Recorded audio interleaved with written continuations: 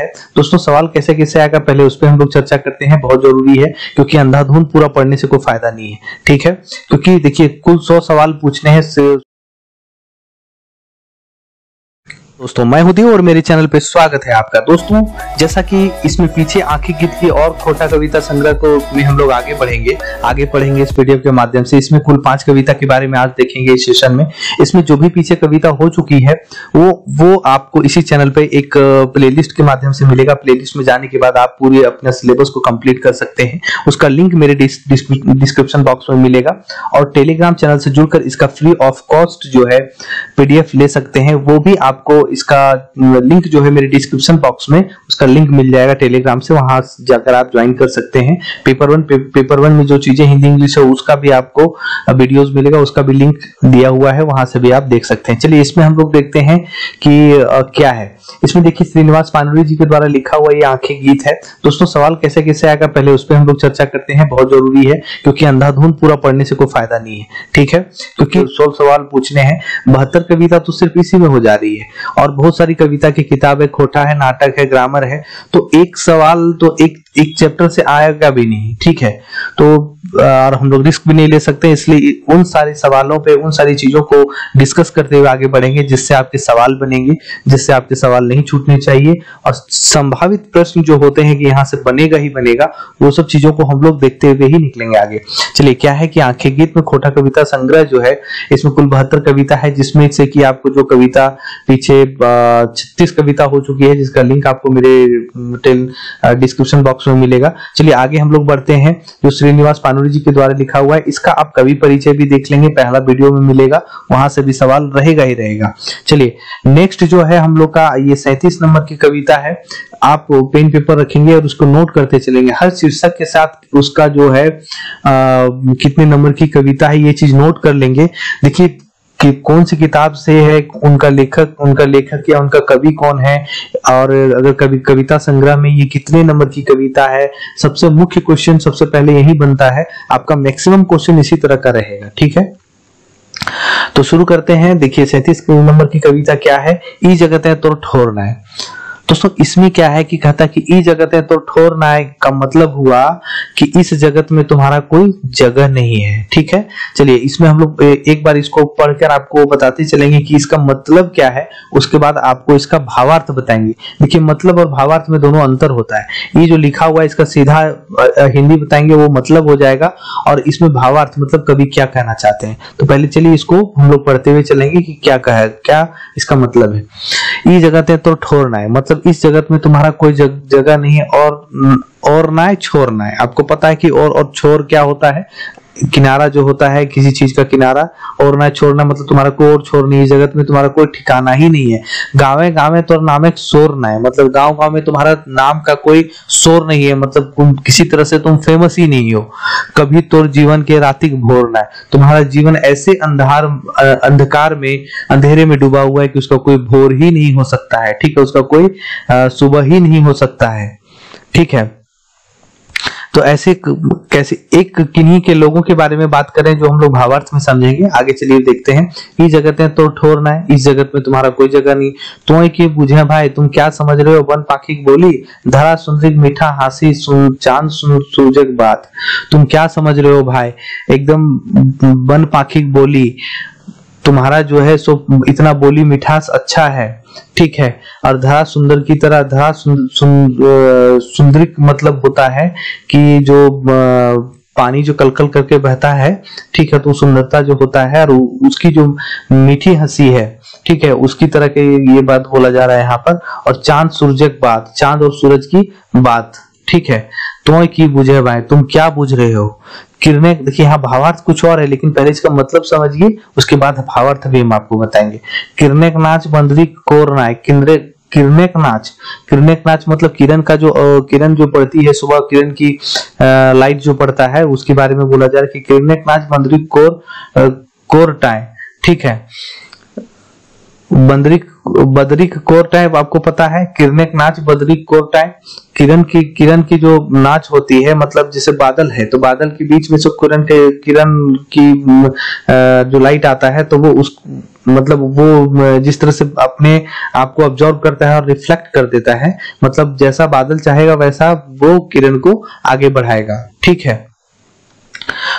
तो की सुनल है भाई, तो तुम क्या सुने हो भाई। अनंत सागरक डाक, अनंत मतलब होता है बहुत दूर, बहुत, अनंत मतलब इन्फिनिटी जो बोलते हैं, बहुत जहां पर कोई अंत नहीं होता है, ऐसा अनंत सागरक डाक मतलब जो जिसका कोई अंत नहीं है, उस सागर की बुलावट। डाक मतलब होता है बुलाना, ठीक है, उस सागर का की को बुलाना की जो बुलाहट है, ठीक है, उसके बारे में बोला जा रहा है। पीपर गाछ तरह काहे योगी, पीपर गाछ तरह काहे योगी, माइक के गोटे देही राख। पीपर गाछ के नीचे क्यों है उस वो योगी, गोटे माइक के गोटी देही राख, जो पूरे शरीर में अपना राख लगाया हुआ है। तो की जाने भाई चांदे का अपन इंजोर ना है। तुम क्या जान रहे हो भाई, चांदे का अपन इंजोर नहीं होता है। देखिए दोस्तों, इसमें क्या कवि कहना चाहते हैं, इसमें जो कवि कहना चाहते हैं कि एक ये एक यथार्थवादी कविता है। ठीक है, आप लिख लीजिएगा, ये एक यथार्थवादी कविता है। इस कविता में क्या है कि इस कविता में कवि कहना चाहते हैं कि इस दुनिया में एक ऐसे लोग भी होता है, सीधा साधा लोग होता है, जो इस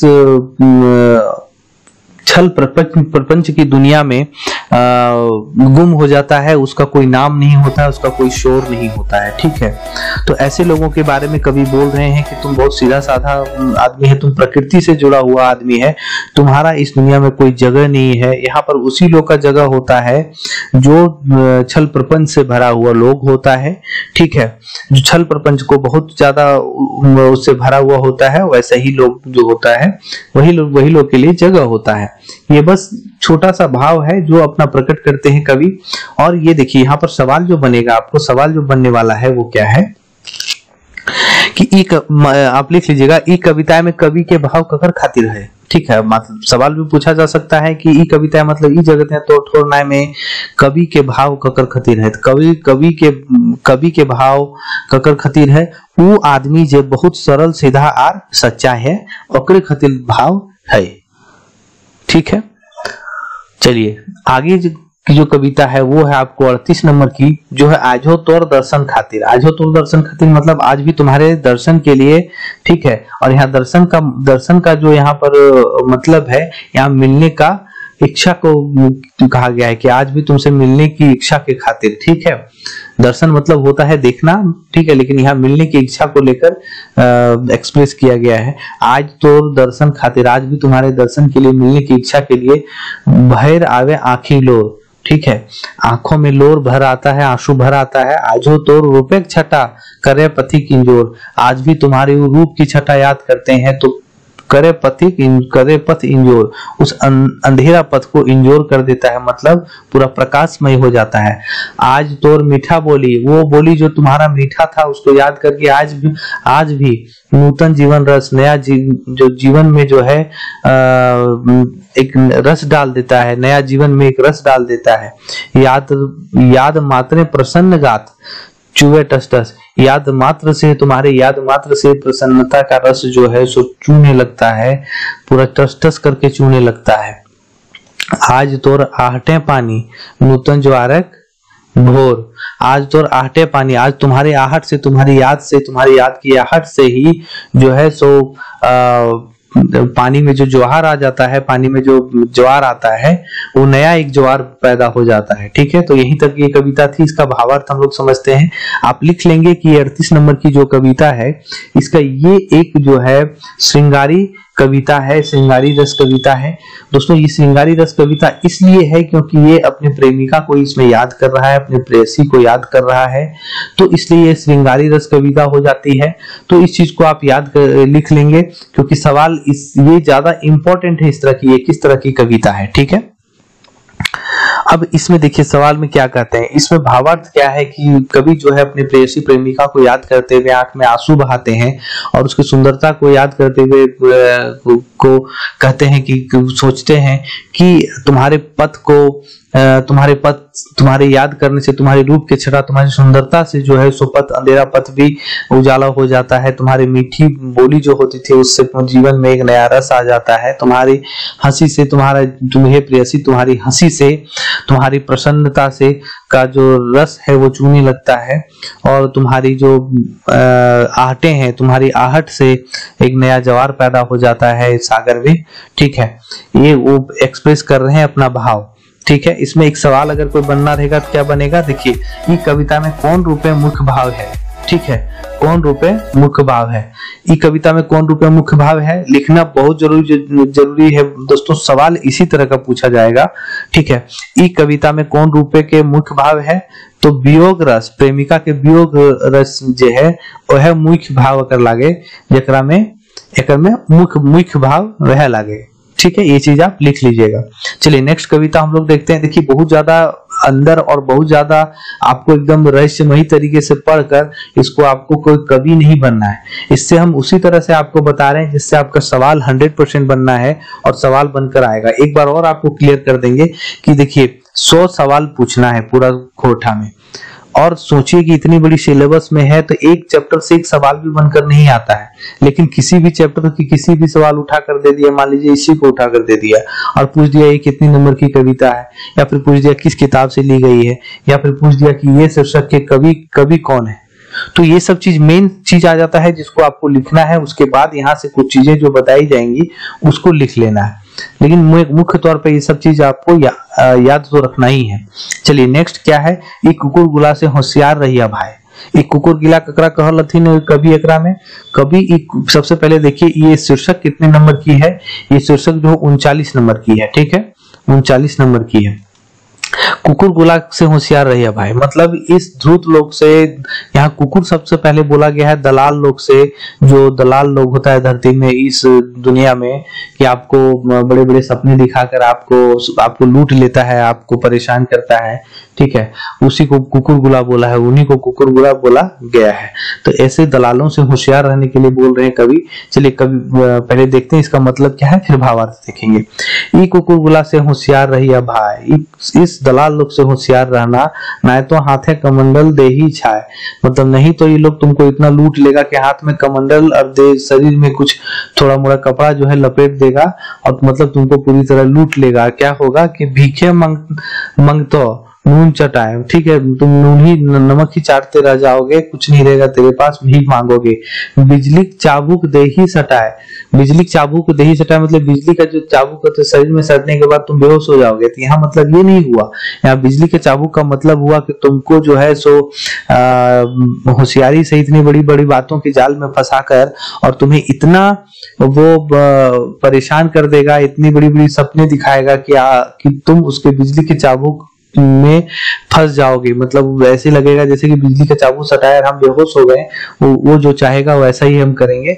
इसका मतलब यहाँ ये है।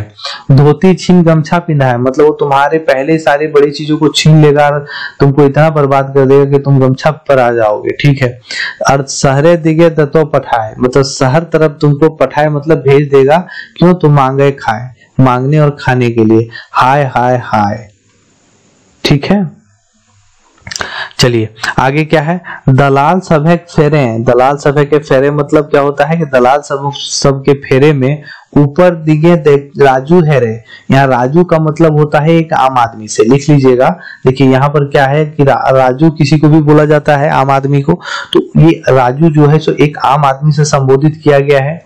ठीक है, तो दलाल के फेरा में पढ़ोगे तो पढ़ने के बाद एक आम आदमी का को भी ऊपर दिखे मतलब दिन में भी तारा दिखा देगा। जमी बारी बेई मतलब जमीन बारी तक तुमको बेचा देगा, वो बर्बाद कर देगा। घोड़ा चढ़े साधे, घोड़ा चढ़े साधे का मतलब क्या है भाई, घोड़ा चढ़े साधे का मतलब क्या यहाँ पर बोला जा रहा है कि तुमको इतना वो पागल कर देगा, इतना पागल कर देगा कि तुम्हारे धन संपत्ति मतलब धन संपत्ति तुम्हारा बढ़ जाए, तुम्हारा पाने का इच्छा जो होता है तुम्हारे अंदर, इस लालसा को इतना ज्यादा वो बढ़ा देगा कि तुमको दीने मोम जराए। दिने मोम जराए का मतलब क्या होता है कि तुमको दिन में ही जो है सो बड़ा बड़ा सपना दिखा देगा। ठीक है, ये दो का मतलब लिख लीजिएगा, क्योंकि इस कविता में यह मुख्य बात यही है। ई कुकुरगुला से होशियार रहिए भाई, इस दलाल लोग से होशियार रहना भाई। चलिए देखते हैं इसमें भावार्थ क्या है। सबसे पहले ये किस तरह की कविता है। ये जो कविता है ये यथार्थवादी कविता है। ठीक है, ये एक यथार्थवादी कविता है। इस कविता का जो भाव है, इसमें कवि ये कहना चाहते हैं और ये कहना चाहते हैं कि अभी का जो जमाना है उसमें लोग जो है सो बड़ी बड़ी चीजों को पाने की इच्छा रखता है और बड़ी बड़ी चीजों का लालसा रखता है। जो बड़ी बड़ी चीजों का लालसा और इच्छा रखता है, इसी की वजह से दलाल लोग उनको दिन को बड़े बड़े सपने दिखाता है और उसको लूट लेता है, उसको बर्बाद कर देता है। वो लोग के चक्कर में पड़कर अपना सब कुछ बर्बाद कर देता है, सब कुछ लूट जाता है उसका। तो वो जो है आपको बड़ा बड़ा सपना नहीं देखना है, दलाल लोग के चक्कर में नहीं पड़ना है। वही बोल रहे हैं कवि के कुकुरगुला से होशियार रहिए भाई। ठीक है, यही इसका भावार्थ है दोस्तों। इसमें अगर संभावित प्रश्न पूछे जाने का अगर बात है तो इसमें पूछा जा सकता है कि कुकुरगुला से होशियार रहिए भाई कविताएं में कवि केकर बारे में बखान कर ले हथिन और केकर से सतर्क रहे खातिर बात कर ले हथिन। तो केकर से सतर्क रहे खातिर कुकुरगुला से मतलब दलाल से। ठीक है, आगे चलिए, आगे क्या है। आगे की जो कविता का शीर्षक है वो है आज आपन के सब कहे है मानुष। सभ्य कहे है मानुष। ये कितने नंबर की है? ये जो है 40 नंबर की कविता है। ठीक है, 40 नंबर की कविता ये है। अब इसमें क्या कवि कहना चाहते हैं कि आज आपन के सब कहे है मानुष। इसका मतलब क्या हुआ कि आज अपने आप को सभ्य और संस्कृति वाला कहता है मनुष्य। ठीक है, तो उसी में कवि जो है कमेंट करते हैं और कुछ लाइन के माध्यम से एक्सप्रेस करते हैं कि आज अपने आप को लोग सभ्य कह रहा है, लेकिन क्या सच में सभ्य है? तो वो बता रहे हैं कि कहाँ कहाँ आदमी मिस्टेक करता है, क्या क्या गलती करता है। आज आपन के सभ्य कहे है मानुष। आज अपने आप को मनुष्य लोग सभ्य कह रहा है। रहे है खो छोड़। खो मतलब अपनी पुरानी संस्कृति के बारे में बोला जा रहा है। जो पुराने घर की जो संस्कृति होता है उसको छोड़कर संगमरमरे गगनचुंबी महल है, मतलब संगमरमर बड़ी बड़ी बिल्डिंग में रह रहा है।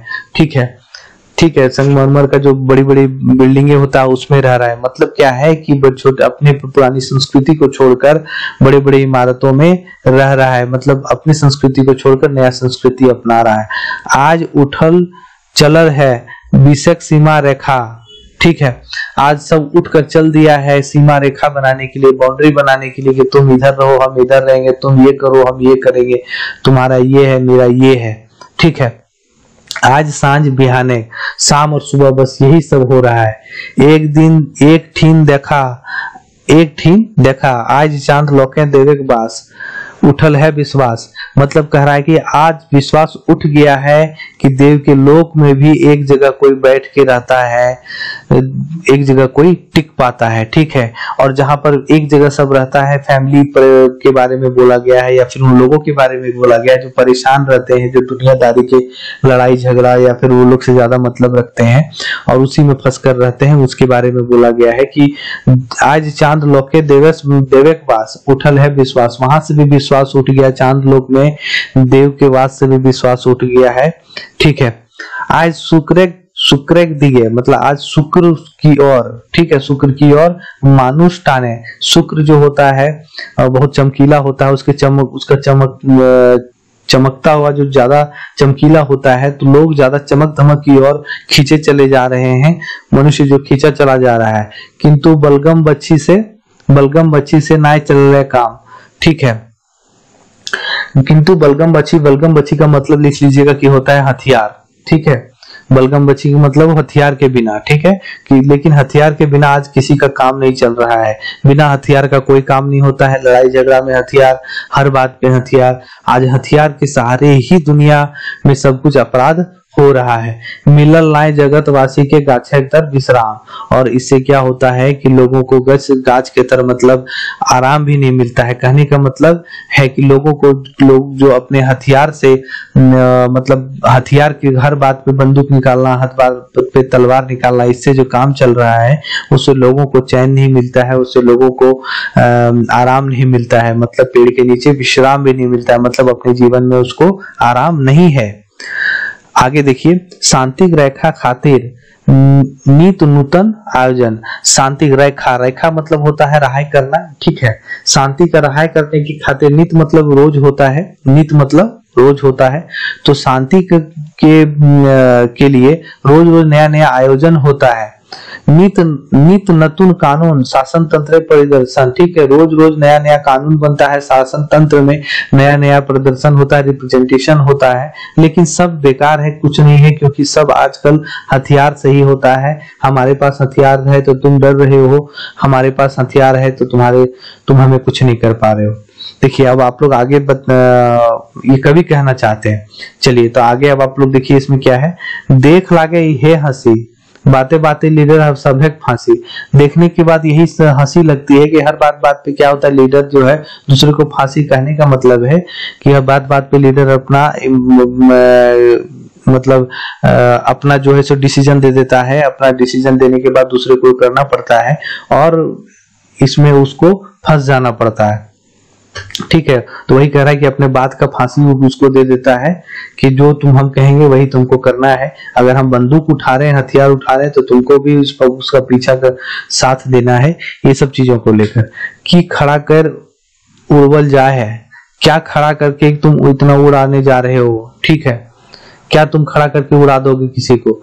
हाँ इतना जरूर सब, हाँ इतना जरूर सब है, जे हाथ ना काटल जाए है रकत लागे, ठीक है। जो हाथ नहीं कटा जाता है रकत लागे, ठीक है। देखिए इसमें भावार्थ जो है उसको मेन समझिए। और एक किस तरह की कविता है, ये भी यथार्थवादी कविता है। इसमें मुख्य रूप से जो है आपको कवि क्या कहना चाहते हैं, इसमें जो कवि कहना चाहते हैं कि आज मनुष्य जो है अपने आप को बहुत सभ्य कहता है, ठीक है। वो चांद पर पहुंचने की बात करता है, वो आपको शुक्र पर पहुंचने की बात करता है, शुक्र की तरह चमकना चाहता है। लेकिन वो क्या कर रहा है, अपनी पुरानी चीजों को, अपनी पुरानी संस्कृति को छोड़कर नए नए बड़े बड़े गगनचुंबी मालों में, मतलब अपनी पुरानी संस्कृति को छोड़कर नई संस्कृति अपना रहा है। क्या वो सभ्य हो सकता है? वैसा मनुष्य नहीं हो सकता है। तो ऐसे लोग सभ्य नहीं हो सकते हैं। आज सीमाएं खींची जा रही हैं, अपनी आज सीमाएं खींची जा रही हैं। आज जो है बात बात पे बंटवारा हो रहा है। न्याय के लिए लोग क्या करते हैं कि न्याय के लिए लोग तुरंत हथियार निकालते हैं और एक दूसरे को मार डालते हैं। तो ऐसी चीजें हो रही हैं। इसी को लेकर कवि कहते हैं कि क्या अपने आप को लोग इतने के बावजूद भी सभ्य कह रहा है? तो नहीं कह रहा है, ठीक है। आगे बढ़िए, आगे हम लोग देखिए क्या है ये। आपको 41 नंबर की कविता पे हम लोग आते हैं। 41 नंबर की जो कविता है, सब कही कि असभ्य त्वरा, मतलब सब कहे तुमको या असभ्य कहे। अब आप लोग यहाँ पर ध्यान दीजिएगा, सब कहे त्वरा की असभ्य त्वरा, मतलब तुमको सभ्य कहे या असभ्य कहे, कहे भैया। अब आगे बढ़िए, देखिए दोस्तों इतना तक हो गया। और आप देखिए इस चैनल पे नए हैं तो चैनल को सब्सक्राइब कीजिएगा, हर वीडियो को लाइक कीजिए, सब्सक्राइब कर लीजिए और लाइक कीजिए और बेल आइकन को ऑल कर लीजिएगा, क्योंकि आप तक अगर नोटिफिकेशन नहीं पहुंचता होगा तो दिक्कत हो जाएगी। आप तक नोटिफिकेशन पहुंचे, इसलिए बेल आइकन, जो बेल का आइकन है उसको छुइए और ऊपर ऑल है, ऑल कर लीजिए। चलिए, सब कहीं की असभ्य तोरा, मतलब सब कहीं की असभ्य तोरा, करिया कहीं की गोरा। अब तुमको सभ्य कहें कि असभ्य कहें, करिया कहें कि गोरा का मतलब तुमको अच्छा कहें या खराब कहें। तोरा पाए के धरती धन्य, तुमको पाकर धरती धन्य है। युग युग विश्वास धन्य है, ठीक है। युग युग का विश्वास धन्य है, ठीक है। राजा जगह नेता धन्य, मैंने राजा की जगह नेता बन बैठा है, ठीक है। कवि बदल भौरा, और कवि का जगह जो है सो भौरा ले लिया है, ठीक है। कवि जगह भौरा। सब कहीं की असभ्य तोरा, तुमको सभ्य कहें या असभ्य कहें। शुद्ध अशुद्ध भेदा भेद, शुद्ध और अशुद्ध को तुम इतना भेद भाव इतना कर दिया है कि सत्य असत्य मूल्य छेद, सत्य असत्य में को का भी तुम जो है सो उसके चीज को नहीं छोड़ा है, उसकी चीजों में तुम उसको भेद, उसमें बहुत ज्यादा भेद कर दिया है कि सत्य अगर सत्य है तो भी उसको असत्य करने पे लगा हुआ है। ठीक है, उसके बाद भी क्या कहता है, क्षोधा कुंडे अश्वमेघ, इतना के होने के बाद भी क्या कहता है कि तुम एक गलत रूपी कुंड पर, गलत रूपी कुंड पर तुम अश्वमेघ करने को आतुर है, अश्वमेघ किया जा रहा है। तुम इतना गलत, इतने तरीके से होने के बाद भी तुम गलत रूपी क्षुधा कुंडे, ठीक है, असत्य के कुंड पर तुम अश्वमेघ यज्ञ करने जा रहा है। ठीक है, जोड़े के बदल तोड़ा, जोड़ने के बदले तुम तोड़ते जा रहे हो और कह रहे हो कि सभ्य कहीं कि असभ्य तोड़ा, कि तुमको अब सभ्य कहें या असभ्य कहें। देखिए दोस्तों, इसमें आप लोगों को क्या मेन भावार्थ कहा गया है कि इसमें जो कवि है, ठीक है, ये भी एक यथार्थवादी कविता है, यथार्थवादी कविता ये भी है। ये जो कविता, ये लास्ट कविता है दोस्तों, इसमें ये कविता जो है आपको आपके आचरण, आपके व्यवहार के बारे में प्रदर्शित करता है। कवि इसमें ये कहना चाहते हैं कि ये जो है सभ्य और असभ्य लोगों के बीच में की बात है कि तुम्हें एक सभ्य कहा जाए या असभ्य कहा जाए। तो सभ्य और असभ्य किस तरह से कहते हैं कि तुम अपनी पुरानी चीजों को छोड़कर, सभ्य और असभ्य क्यों कहते हैं कि तुम अपनी पुरानी चीजों को छोड़कर, ठीक है, एक नए चीजों पे आ जाते हो।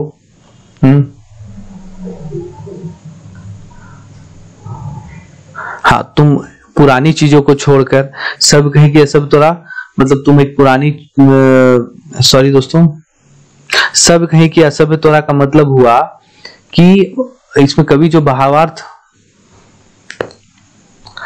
सब कहें कि असभ्य तोरा, इसमें जो कवि अपना भावार्थ अपना देना चाह रहे हैं, इस भावार्थ में क्या है कि इसमें कहना चाह रहे हैं कि क्या आप सभ्य हैं या असभ्य हैं। इस दुनिया में इतना तरह की बातें होती है, फिर भी आप सभ्य असभ्य हो सकते हैं क्या? क्या आपको लगता है कि ये दुनिया जो है सो हर चीज में आतुर है, हर चीज में विरोध करती है, ठीक है, हर चीज गलत है। इस गलत में क्या है कि राजा का जगह आजकल नेता लेने लगा है, नेता जो अपने आप को राजा समझने लगा है, ठीक है, और आगे इसमें कह रहा है कि तुम शुद्ध और अशुद्ध के बीच में भेद नहीं कर पाते हो, अशुद्ध को भी अशुद्ध बोल देते हो, अशुद्ध को शुद्ध बोल देते हो, मतलब सही को गलत और गलत को सही बोल देते हो। तो इस चीज का जो है तुम उसका भेद नहीं कर पा रहे हो, सत्य सत्य का भेद नहीं कर पा रहे हो। उसके बाद भी तुम क्या है कि एक असत्य के कुंड में अश्वमेघ यज्ञ करने को आतुर हो, अश्वमेघ करने की सोच लेते हो, अश्वमेघ कर बैठते हो, ठीक है, जोड़ने के बदले तुम तोड़ते रहते हो। तो क्या तुम सभ्य हो या असभ्य हो? ठीक है, तो यही चीज है कि कभी इसमें अपना भाव प्रकट कर रहे हैं। अगर सवाल इसमें पूछा जाए तो सवाल इसमें यह बनता है कि सब कहीं कि असभ्य तोरा में कवि जो है से इसमें जो कवि जो है क्या कहना चाहते हैं, सत्य और असत्य जो है मुख्य अंश की, मुख्य अंश की लागे तो मुख्य अंश लागे। ये चीज देखिए, ये जो पूरा यहाँ पर आपको ये चीज है, ये मुख्य अंश है। सब कहीं के सब तोरा में शुद्ध और अशुद्ध भेदा असत्य मूल्य छे छुंदा कुंडे अश्वमेघ, ये आपका जो है सो मुख्य अंश है। ठीक है, याद रखिएगा, उतना लिखने का जरूरत नहीं है, लेकिन फिर भी आप लिख लीजिएगा तो आपके लिए अच्छा होगा। चलिए, ये यहाँ पर खत्म होता है और मिलते हैं नेक्स्ट वीडियो पे। फिर भी आप अगर इस चैनल पे नए हैं तो चैनल को सब्सक्राइब कीजिएगा, वीडियो को लाइक कीजिए और दोस्तों में शेयर कीजिएगा। दोस्तों, और एक बात, छैहर इसमें देखिए कुछ बातें हैं जो स्टूडेंट वहां तक पहुंच नहीं पा रहे हैं। देखिए, ये आखिर कविता खोटा कविता संग्रह है जिसमें कुल 72 कविता है। ठीक है, 72 कविता में आज आपको कंप्लीट 41 कविता हो गया है। ठीक है, इस वीडियो के माध्यम से 41 कविता हो गया है। सवाल आपको जिस तरह से बनता है, आपको पता है कि बहुत डीप सवाल पूछना नहीं है। ठीक है, अब इसमें क्या है कि आपको पीछे की जो भी कविता करनी है, आपको पहले बता दिया गया कि चैनल के डिस्क्रिप्शन बॉक्स में जाइए नीचे, वहां पे उसका लिंक मिलेगा, कर लीजिएगा। और वहां पर क्या क्या कराया गया है, छैहर कहानी कराई गई है जिसमें 10 कहानी है, उसका एमसीक्यूज भी कराया गया। एमसीक्यूज जरूर देखिएगा, एमसीक्यूज बहुत अच्छे से, बहुत अच्छा एनालिसिस करके बनाया गया है ताकि किसी तरह का सवाल ना छूटे, वहां पर गलती आपको नहीं करनी है। सोंद माटी भी कंप्लीट होने वाली है, बस एक कहानी है, 2 कहानी, वो भी खत्म हो जाएगी। आखिरी गीत बहुत जल्दी आप लोग के लिए खत्म हो जाएगा। चाबी काठी जो खोटा नाटक है वो कंप्लीट हो चुकी है। उद्भासल कर बस खत्म, प्रोसेस है, प्रोसेस एक वो मैराथन क्लास लेके खत्म कर दिया जाएगा। बाकी आप किस पर वीडियो बनाना चाहते हैं, कौन सा आपको चाहिए, ये चीज आप कमेंट करके नीचे बताएंगे कि नेक्स्ट क्लास या नेक्स्ट टॉपिक किस पे होना चाहिए। हालांकि ये खत्म साथ साथ में होगा ही, लेकिन अलग कौन सा होना चाहिए उस पर भी कोशिश करेंगे। अगर आप साथ देते हैं तो शाम सुबह दोनों करके दिन में दो बार आपको वीडियो डाला जाएगा और आपका सिलेबस कंप्लीट किया जाएगा। अगर आप साथ देते हैं तो इतना मेहनत करने में हमें भी अच्छा लगेगा। ठीक है, तो चलिए मिलते हैं नेक्स्ट वीडियो पे। जो भी चैनल पे नए होंगे चैनल को सब्सक्राइब कीजिएगा, वीडियो को लाइक कीजिए, दोस्तों में शेयर कीजिए। बहुत बहुत धन्यवाद।